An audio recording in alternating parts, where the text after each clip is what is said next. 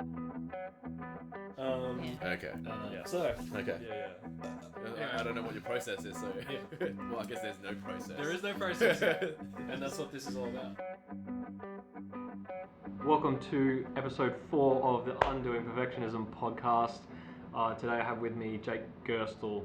We're going to talk all about the creative process and hopefully unpack some good ideas that we can use for our creative projects and professional projects as well.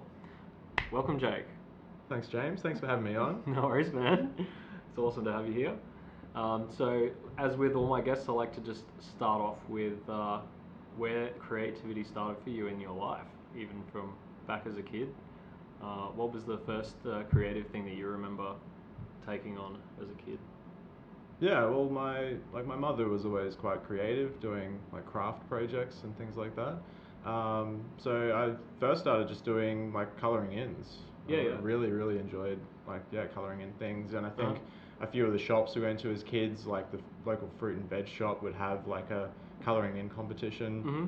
So I'd enter that, and I'd always just go like above and beyond. There would be like an image to color in, and I would just color in the image, and then eventually just color in the whole piece of paper with background and everything.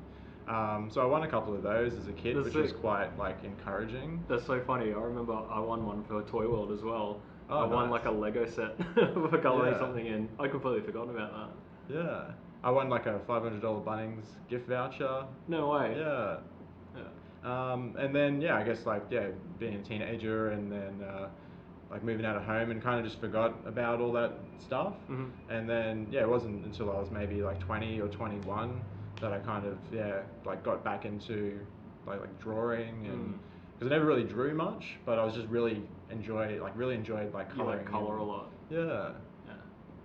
That's interesting because now you've become a tattooist and you're more focused on a lot of line work, but you started out a lot with like the color side of things. Yeah, which is quite interesting because I don't really do color tattoos. Like I've done maybe 3 or 4 like ever, and mainly it's just I just do like black work now. Yeah.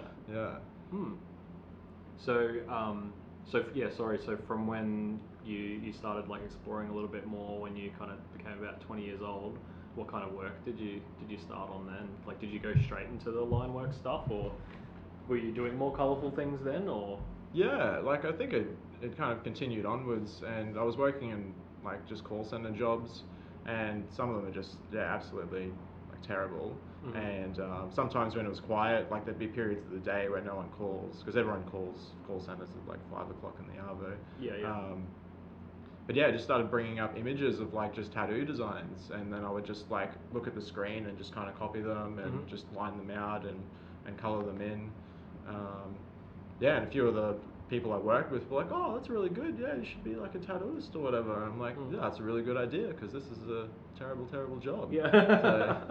So. Awesome. So you gravitated towards the tattoo stuff like pretty quickly then. Yeah, like I was always interested in tattoos. Like I never got any for so long, like when I was younger. And then it wasn't until like maybe when I was 23 when I stumbled across the work of Anna Day, who's like a dot work artist in Brisbane. Yeah. And I just saw that and I was like, wow, this is like incredible. Like I've never seen anything like this before. And that just kind of kicked it off. Just and that resonated was like, with you. Did the style just kind of resonated with you as well? Yeah, definitely. Yeah. So since then I've just steered more into that style of like patterns and mandalas and geometry. And yeah. That's awesome, man. So back in the day when like growing up, when you were working on your like coloring, obviously very young is just kind of is a bit of play. Yeah. Then when you kind of started picking it up again as a teenager, was that like was there like an emotional release there, or did you have like objectives that you really wanted to do when you were starting out, or were you like aiming for a particular goal at that point, or was it mostly expressive? Well, it was interesting because I guess like when you become like an adult, you finish school, and then you like try and figure out like who you are and your identity. And I kind of just finished school and just started working. Like I didn't get into any kind of study or anything, and I just yeah, kind of fell into like call center work, which kind of paid well and it supported my lifestyle at the time. And but yeah, I wasn't happy doing it. And yeah, it kind of hit a point like 2021, just feeling like what am I doing, and like where's the there needs to be some like deeper meaning here. And then I guess in order to overcome like all those like emotions as well when you're a bit younger and trying to find your feet, I just fell into creating art and like the process of creating art, and realized how much of a healing and like cathartic thing it can be. Yeah. That's awesome. Yeah, so it literally just like came out of you when, like, it sounds like you're pretty fond of the call center because it's given you that. Would you say that or no? Oh, definitely. Well, that was like a drive where it's like, oh, so I finished school, how do I make money? Okay, cool, I'm making money and enough money to be like comfortable, but yeah, why am I like miserable? Like, why is this not like, it's fulfilling to a point where you can help people. So like some days are good, you can like make changes in people's lives, but for the most part people are just angry at you and just gonna like take your energy. And I just wanted to break out of that. And so like I would work full time and then just draw after work, and Saturdays just draw all of the Saturday. And then at the start it was just for fun, like there was no like monetary incentive. It was just like, I'm just doing this for me. And but then as soon as I started getting momentum, it's like, oh wow, like, and people and friends showing interest, and like, oh, like, are you selling things? And then it kind of kicked off like, oh, like, could I actually make a living from like selling art? So good. So is it only now looking back that you kind of understand that was what was happening was what was happening was you like trying to search for something new while you're in the job, but at the time where you just kind of like, this is just a bit of fun, you know, just kind of dealing with it. But looking back now, do you look at it differently and understand it a bit differently? Definitely. It's funny, like when you're in it, you only have so much perspective, and then like once you kind of look back and reflect on things, and and then not fully being aware, like I guess like how miserable I was, but I guess that just creating this like burning desire to like change that. And like because I guess so many people do jobs that they just don't like, and it's just like, well, that's what I do, and like people do that for their whole lifetime, and like the thought of that is like pretty fucking depressing. Yeah, for sure. So I was like, what can I do to like break out of this and make money doing something that I enjoy? So what do you remember kind of in the transition from just having fun to like first thinking, hey, maybe I can pursue this full time? Did you start treating your work a little bit differently? Were you changing your style to fit a particular niche, or even just did you feel when you were working on it that it made it feel a bit different? It wasn't as just fun and expressive, that there was a bit of a pressure there to do something? Definitely. And as soon as people started seeing the art I was producing and then asking if I would do like commission pieces, where then they're paying me, but they also give me like, I guess, their set of like limitations on what they're wanting, and that can definitely like hinder a lot of the process, especially when you're starting off, because you don't have a whole bunch of art available, so people are coming to you with what they think would look good.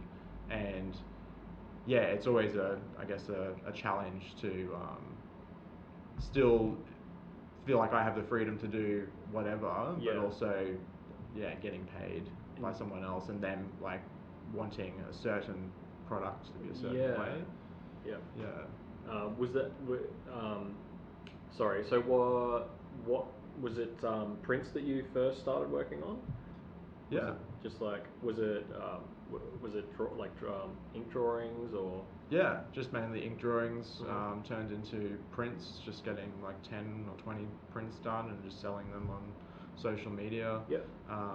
But then turned more commission work, so like being in a band and being a part of like a musical network of people. I had a few people hit me up for like shirt designs. Okay, yeah. Yeah, like did an archivist design.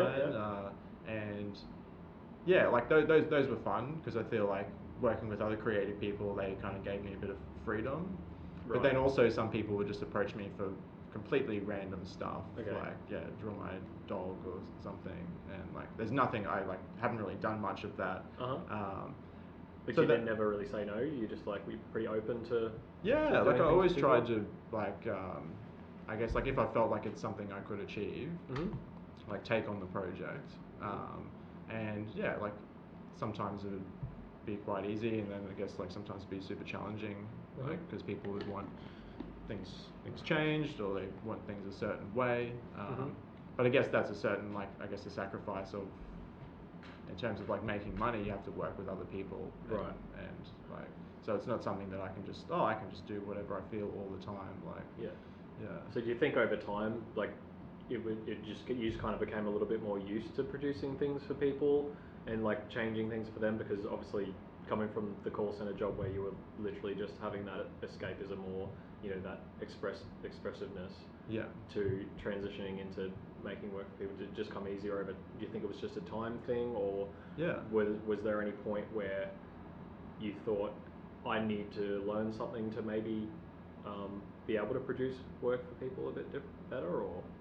Yeah, well, I think it definitely just got easier over time, but I would also go through periods of I couldn't just purely be doing commission work, because then it would kind of take the fun out of it. Okay. So I would kind of interchange. So I'd just do something for me, and then do a commission piece and try and keep that balance. Oh, nice. Because like when I was just producing art, like as soon as I was just creating commission work, it just felt more like work than something that was just my happy enjoyment time. And then the transition to tattooing was even more challenging, because it's like every person who comes to you is like asking for a certain thing, and I'm lucky that a lot of people who come to me are just like, hey, do whatever you want. And they're familiar with your work now. So I think as well, like becoming more established as an artist, people are like more like trusting that like whatever I do, they'll be happy with, which is like a really awesome privilege to have. So I'm really keen to like understand like the change between like working in like print media, or even just like on a canvas or anything, into needles and skin. I've known tattooists over the years, just like the little pig skin approach, where you practice on the pig skin or whatever it is to know that feeling.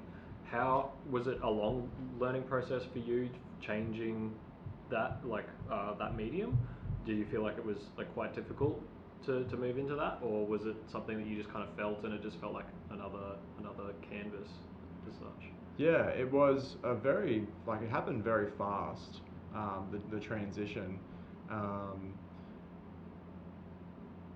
kind of just like was like given an opportunity to work at a studio, and the boss wasn't really like, you need to do things a certain way. It's like, it was just like she just did her own thing. So I've thought about it for years and years and years, that I would eventually like to become a tattooist. So it's like, oh cool, here's this opportunity. What do you do? Luckily, I had a friend that I worked with there who lent me a machine, and then just started getting some like a butternut pumpkin, bananas. Oh, really? You can do that as well. Okay. So never did any pig skin, but just did fruit, and felt pretty confident with that. So it's like, what do I do now? It's like, well, I guess I'll just tattoo myself and see how that goes. So I did that, and I thought it turned out pretty good for a first tattoo. And then obviously with the power of social media and having a following of people who like my art, and then they saw that was my my first attempt, and from there, like a lot of people were going to trust me, so I started getting friends in, and basically just practicing. So good. And it's just all rippled from there. So like physically, like the difference between like some fruit and like a person, was it quite different, or? Oh, definitely. And and drawing on paper, it's just like, it just stays there. It's nice and still.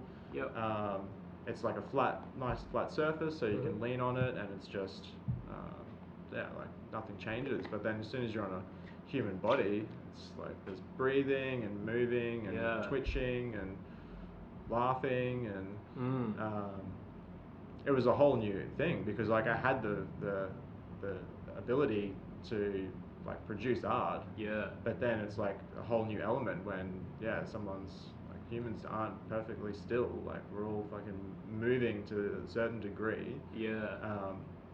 And then I guess like guiding people through that experience as well, where I'm just like inflicting like unpleasant sensations upon a person, and they need to I guess deal with it internally. So yeah, it's been a very interesting thing, and like not really like all you can really learn from is just other tattooists that you work with. Like it's not like you go to school to be a tattooist or you get like a degree in tattooing. It's just like learning from people around you and just start doing it. Yeah, that's the only really way to learn. So good. But that happened very fast, and I think just because of the amount of work that I put in, like I was drawing this style for like 5 years before I even picked up a machine. Yeah. So it just all of that hard work definitely helped with the transition. And as soon as I started tattooing people, they tell friends, and it just would. Yeah. So when did you do that first tattoo on yourself? That was in 2017, August 2017. And when did you've gone full, so were you part-time at a studio for a while? Yeah, I kind of went in between, so I started off full-time, but it is very hard to get by, like making like $300 or $400 a week. Okay. And the government doesn't recognise the tattoo apprenticeship as an actual apprenticeship, right. So you basically just say that you're unemployed. Yeah. And so then I would also do work for a friend, just like labouring, and that helped me get by until I started getting enough work that I could have a livable wage. Yeah. So how long ago did you go full time as a tattooist, not as an apprentice? So yeah, there's no official thing like, oh, congratulations, you're qualified. Right. It's just like sometimes your boss might like tell you that you're just at the level now, doing a good job, or it's not really a proper thing. But I guess like usually after 2 to 3 years, if your ability is good enough, and I guess it just shows in your work. Yep. And when I was an apprentice, a lot of people were surprised. They're like, oh wow, like this is good quality work. Like how are you still an apprentice? Yeah. But yeah, in the last 18 months, I would classify myself as like no longer an apprentice. Cool. And then since then, it's just things have ramped up and it's gotten a lot busier, and it's been and then after I guess the lockdown and COVID and this year, I guess people probably had a lot of time to think about what they wanted to get tattooed when they were hanging out at home, and then everyone just exploded with ideas, and so it's been a crazy time since like reopening after that. Yeah. So I want to talk a little bit about like the feeling of like the permanency of tattoos, because that, for me, being a perfectionist, I think that's something where I think, wow, like you're putting this piece of art on someone's body, it's gonna be forever. And you obviously, if you Google like bad tattoos on the internet, you see all the horrendous ones where it's like, how could this have happened? But I even just think about, something that might happen, like somebody sneeze or something like that when you're tattooing. And I know that you, in the back of your head, like you've probably already prepared yourself for all those kinds of things and you know how to work around them. But particularly when you got started, was that something that was a little bit terrifying? Oh, definitely. Yeah, so terrifying. Yeah. It's just like no pressure. You're just permanently marking someone's skin. Yeah. And just like the slightest, like not concentrating or whatever. The first even now I still get it, but like the first 2 years, like, and then it's like, oh, I have like a good ability to like draw, but then as soon as you've got a machine in your hand and you're about to do a tattoo and trying to overcome like the nerves associated with that, and like trying to keep your hand steady, and it's just a whole new element. And yeah, it's just like, and then that's practice of like, I guess, just dealing with my stress in like day-to-day life, because I kind of need to be in a certain state to be able to do this. So I taught a lot about myself, like trying to prepare to do this for someone. And like, people sneeze and cough, and I guess as you get more experience, you can kind of get a feeling, or like usually people will tell you like if they need to do that, but there's always slight imperfections and things, like there's no perfect tattoo, and like tattoos will heal differently, and it might look perfect when it's tattooed, but as it heals and settles into the skin, things can change. And I didn't even think about that either, because I've heard about like them leaking a little bit, or over time, particularly really fine lines and things like that could like fade out. And definitely. And it ages with the body, but like the body's not perfect either. So it's like I put a lot of pressure on myself to produce something that like as close to perfect as possible, but also need to I guess be forgiving in the fact that like it's not going to be perfect. There's always imperfections, and I think like a lot of people understand that as well, like getting tattoos. Like, So oh man, that's so good. So what do you do to kind of like get yourself in a mindset before you go out for a day and doing, particularly when there's like a challenging piece of work, for example? How do you like kind of prepare yourself mentally for that? Well, like meditation's been a huge thing. Like starting the day with that, and like stretching, because it's like a physically demanding job, like being hunched over all day, tattooing people in awkward positions, and and then like a bit of like exercise as well. Like I ride my bike to work, and that definitely helps settling nerves. Because since I've started at my latest studio, it's close enough for me to ride my bike, and I actually found a big difference compared to when I would drive my car to work, and just I guess overcoming those nerves starting. Awesome. And also just not too much caffeine. Like I don't drink coffee anymore, because caffeine isn't the best for nerves. So that just helped. I've been on and off coffee for a fair while. I just love the taste. Like I do drink decaf most of the time, but sometimes I'll fall back into having the caffeine, and I notice like straight away, how much like you don't realize until you stop drinking caffeine how much it boosts your anxiety and stuff. And everyone's so dependent on it. Like it's just like a drug that people don't really call a drug. There's so many people that are dependent on caffeine and just like functioning in day to day.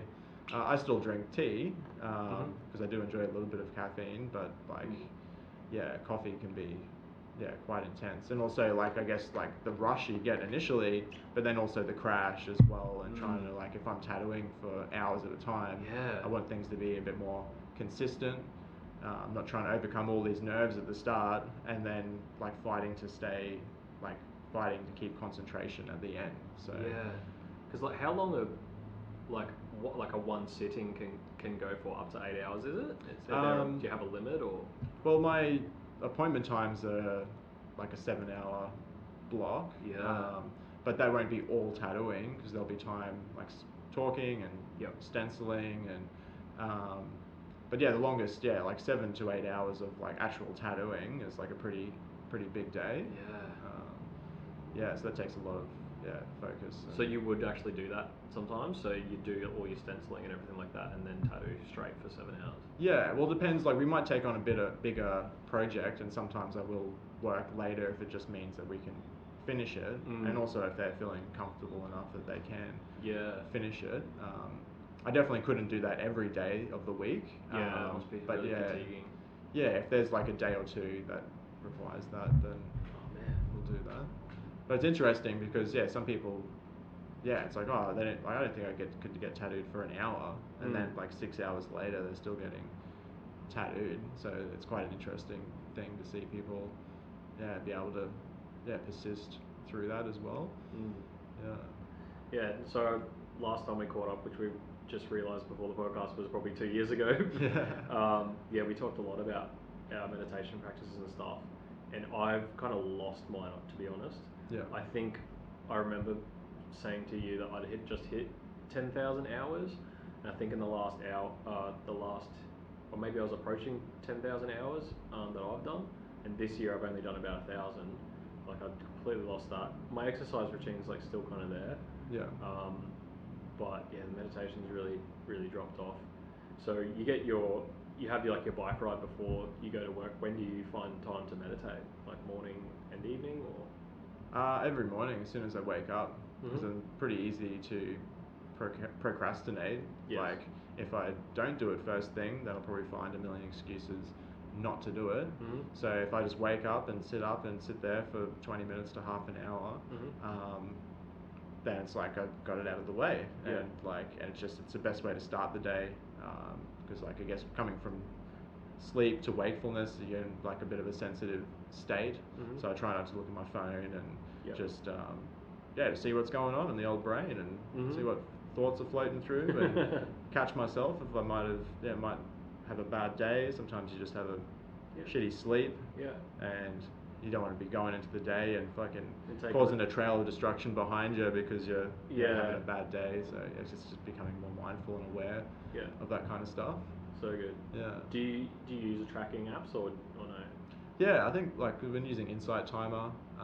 Yeah, they have guided meditation on there, but for the most time it's just just keeping track of just the time. And recording it. Yeah, and then like I like stats and stuff, so it's cool to see like how many hours I've done and like consecutive days, and it's got like a reward system in there, so you get gold stars, and it just makes it a bit more fun. Yeah, of course, all the shiny stuff. Yeah, make you feel good. Yeah. So similarly, when you said that you felt like your work, or you could get in the zone a bit better when you started riding your bike, do you notice like even on a daily basis, if you miss a meditation, that it'll be maybe more difficult to focus when you're working, or? Oh, definitely. Like I pretty much like in my like day-to-day work life, like I'll always meditate. Like sometimes on the weekend, or if I have a late night or sleep in or whatever, I may not do it, and that's fine. But I feel like it's pretty integral to my like tattooing practice. That's what I do first thing in the morning. And it just puts you in a good mind frame to start the day, and then with the exercise, like that's riding to and from work, so it's a great way to like get some fresh air going to work, and then on the way home, good way just to burn off any excess energy from the day. And it kind of kills two birds with one stone, because I don't have to like commute to work and then exercise. I can just exercise as you're commuting. Yeah. Do you find that you have energy for other art outside of work at the moment, or most of the time? Or? I try to, because I think that's what keeps the passion going, because work can sometimes just become feel like a bit forced, and I guess like art shouldn't, like you should definitely have times where it's just not forced at all. So in certain evenings, like I've taken up a lot of different mediums, like this year, especially during lockdown, just as something like still being creative, but something different to just like drawing with a pen on paper. I started painting and wood carving and cross stitching, and it's good just to. So cool. It feels like I'm doing different things, even though I'm like drawing art on people during the day and then painting on a canvas at night. It still feels like two different things, which keeps the interest, and because you can't like just doing the same thing all the time. Like it just gets boring, and you don't want to like lose perspective on this thing that you've worked so hard. That's pretty cool, man. Yeah, because you were showing me like the cross stitching and the wood carving and that just before we started. It's similar, but like maybe a little bit different to some of the artwork that I've seen you do. So I just want to like jump back to when you started with the dot work and the lines. Do you just call it dot work, or is there other, or just geometry and dot work? Is that the main styles you call it? Or? Dots can form in many forms, I guess. So you can do dots in a pattern, or dots can be yeah, like in a form of a symbol, or like even, yeah, you can do like illustrative stuff with dots and shading with dots. So yeah, I just call that dot work. And then yeah, mandalas, which go through many cultures, and mandala just means circle, so any kind of circular pattern. Yeah, and that can involve, yeah, just dots. So I can just do dots in a mandala, or it can, yeah, dots and lines. But that's mainly what I do. Yeah. So how did you go about starting to like learn those styles? The most fun journey has been looking at like cultures, like ancient art, and just seeing like how they produced it and what mediums they used, and yeah, there's some incredible, like, it's just crazy, like with the power of the internet and just being able to see like basically every culture had some form of art to express themselves. And yeah, like I love, yeah, Central and Southern American art, and even like, yeah, North American, and yeah, so many Asian cultures, and Middle Eastern, like, yeah, like Islamic geometry is, yeah, one of the most phenomenal forms of geometry that I've ever seen. So were you just like just look for things and kind of just copy? Was it just like a copy kind of thing? You'd find something you like and try and mimic it, or would you just get inspired and then kind of take an idea and then just create something out of it? Yeah, initially, I guess like with anything, you just start, I guess, like replicating stuff. Yeah. And then the more times you do it, you kind of just take elements from that. And I guess because I've just, yeah, gained influence from so many different places, now it's just like this big mashup. But with patterns and stuff, like that's just sometimes copying because they follow a certain formation. Yeah, right. And yeah, like the Islamic geometry, like that's just layer upon layer of yeah, intricacy. Yeah. And yeah, it just blows my mind. That's so cool. Yeah, because you, like, from when I first started seeing your art, I didn't know about your art at all when we first met in the music scene. But when I first started like seeing some of it, particularly like I resonated quite a lot with like the Central American stuff. I love like the ancient history and the Mayans and that. And you were just like, you'd drawn something and it was just like exactly the right curves were just matched those stuccos like so well. I thought, like, how did you, like, I'm trying to think about the whole learning journey that you went on. Like, it feels like it was just very expressive for you, so you just naturally found your way there. You didn't even have to stop and think for a moment. Did you just find something you liked, and did you say focus on like the Central American style for a bit until you felt you liked it and then moved on? Or yeah, definitely. We're just going through periods, and then I guess like traveling as well, like to some of those places, and actually seeing it like in the flesh. It's so much different to then just like finding reference images on the internet. And yeah, different periods of my life, like, yeah, going to Mexico and seeing some of the Mayan ruins, and just having like a little sketchbook with me and just looking at forms and shapes and stuff. And then, so would you be, say, like looking at like a motif or something and just would you just make a copy of it, or take like actual like my own reference photos, and then like later on, like relaxing where we're staying, just have a quick sketch or whatever.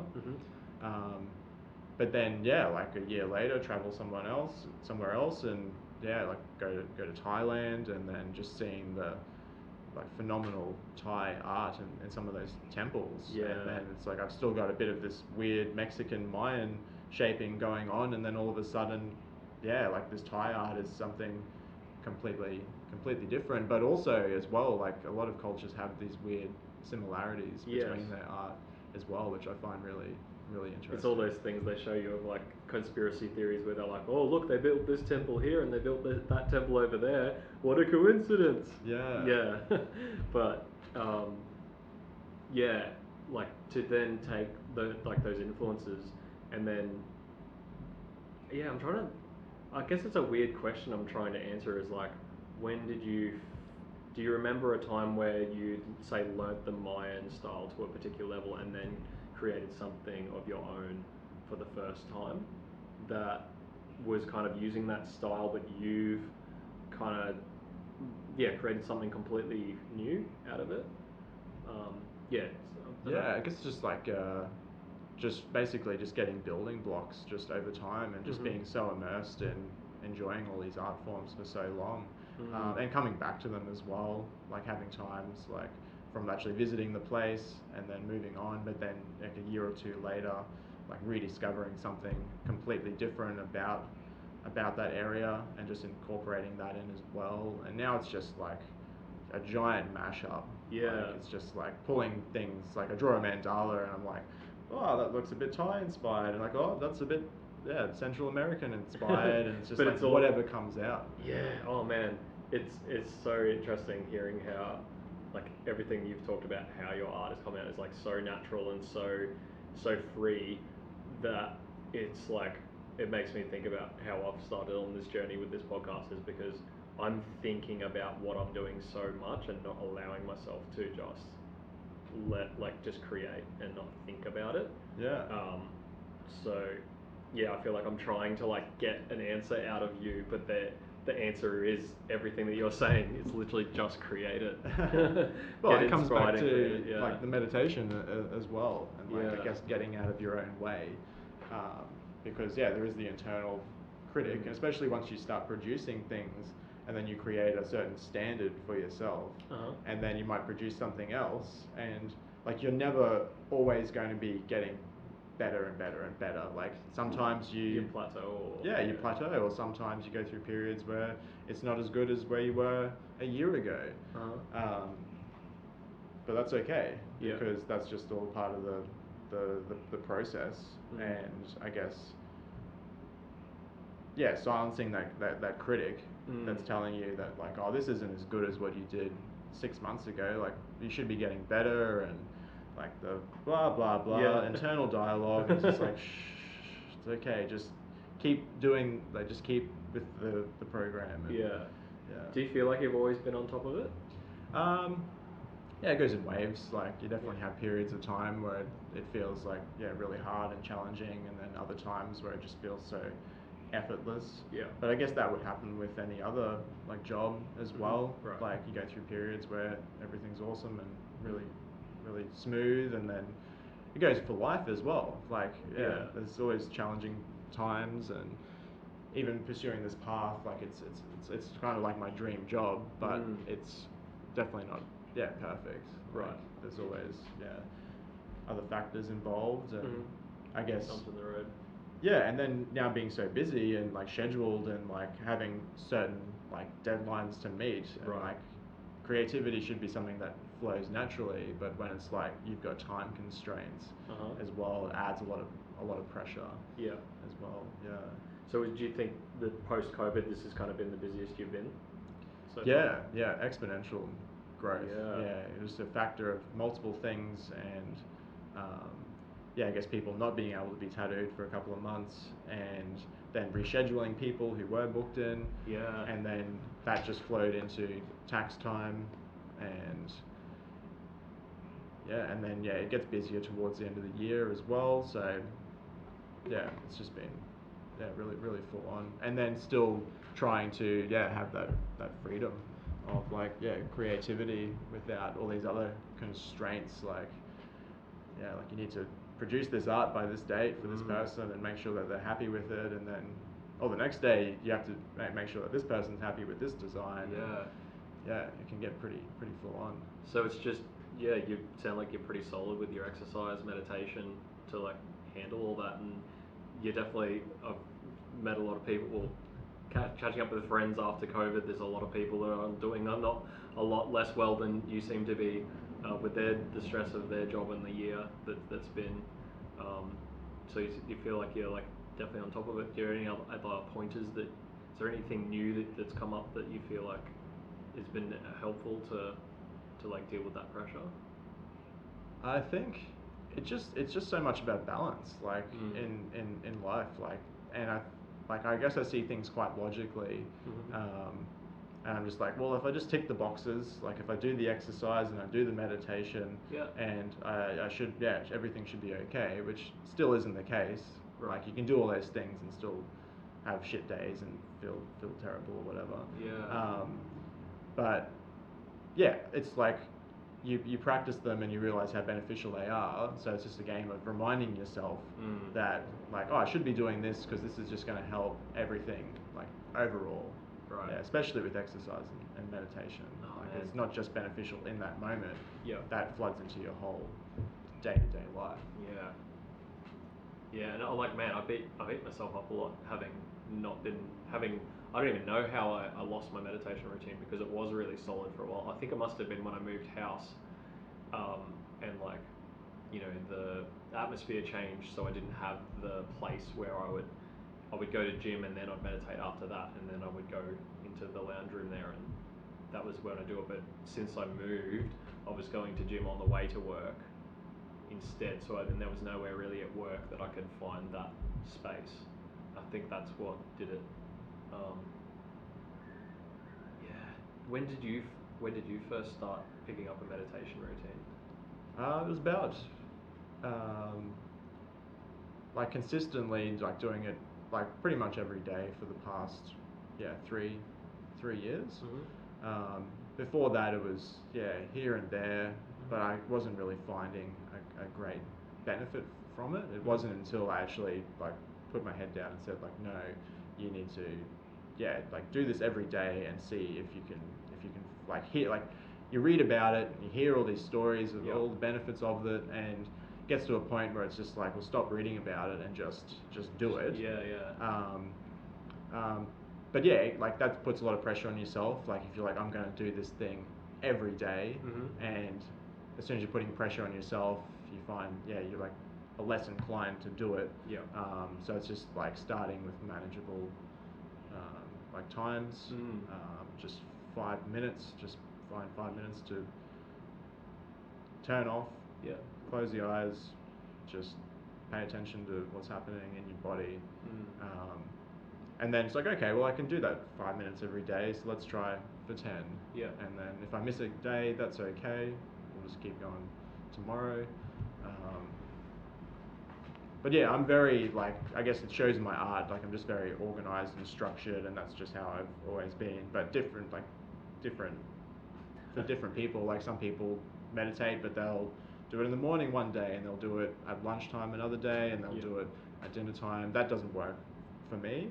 But I think, just finding the time, like in the day, is like the hardest part. Because people say it's like, oh, I don't have time to do that. But it's interesting that meditation almost increases the time you have in the day. Like I give up half an hour of my day to meditate. To get more in the zone.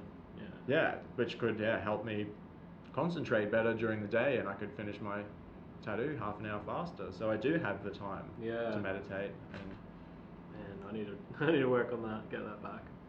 Was there something happening in your life at the time where you thought like you needed something to kind of help you through, or like when you finally took that jump to like add a new habit? Definitely. Well, I think like we go through challenging times in life, and at the time there was a relationship breakup, and that was really hard to come to terms with. And I guess like we always have so many thoughts like all the time, just non-stop, just like in highway, just like one after the other. And then when something painful happens, you can't stop thinking about it. It's just like, and you just keep it's like torturing yourself, just like, oh, this really bad thing happened. It's just like, okay, how am I gonna find ways of coping with this better?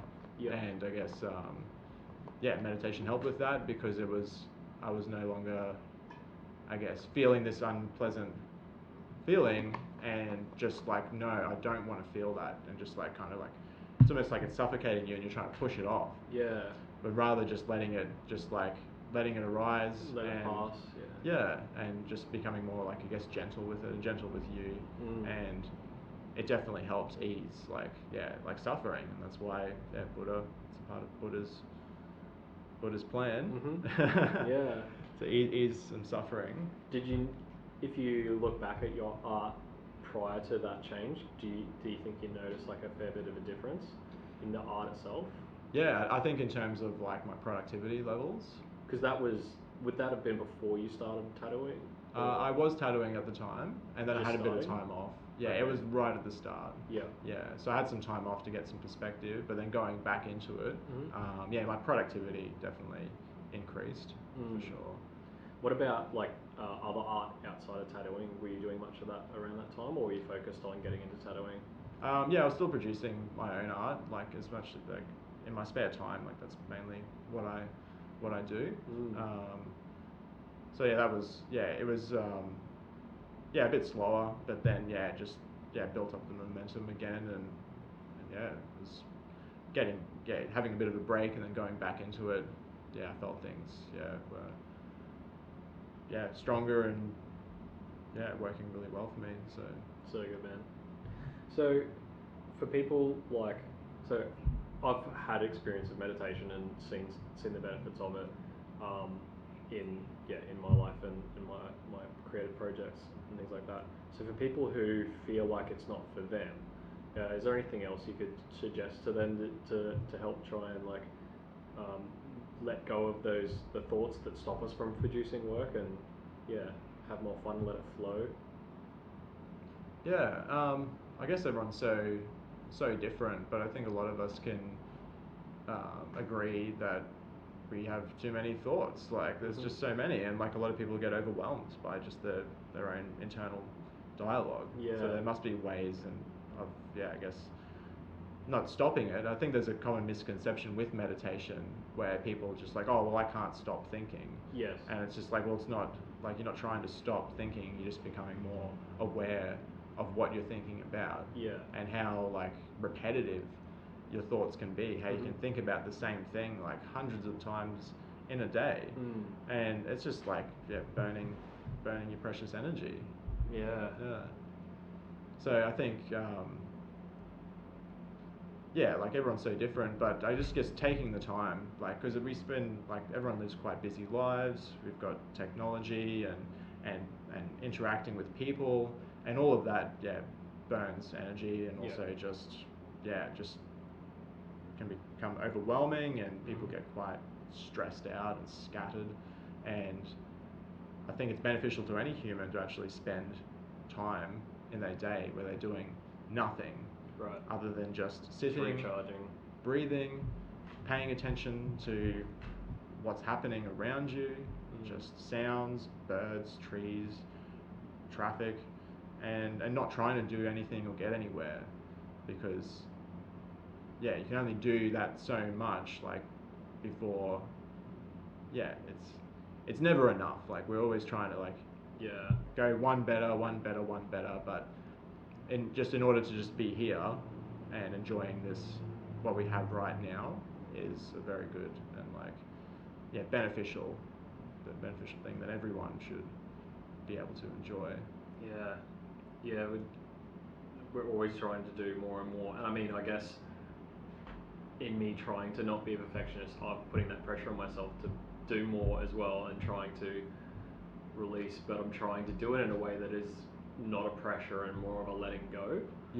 So like my main problem is that I've got a lot of like creative interests. I work on things, but I always start a whole bunch of stuff, but I never finish it. Never just work on something till it's done and then push it out.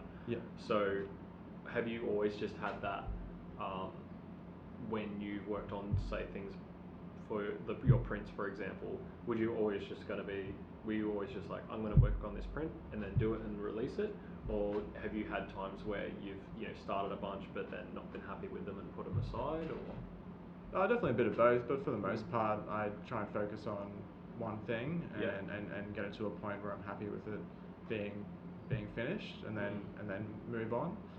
But then there's been other times where you start something and get halfway through it and you're not vibing it, and just better to abort mission and start fresh. But at the same time, like, I've started so many things and gotten halfway through it and just been hating it, and then I guess persisted through it, and by the time I got to the end, I'm like, no, actually I'm really happy with this. Cool. So that's just the process of, I guess, overcoming the dialogue that's just like, no, this isn't as good as what you've done before. You may as well just give up on this. And it's actually funny because, like, starting a lot of, like, most of my creative process, like the start, like the first half hour, is just like me and my internal critic punching on.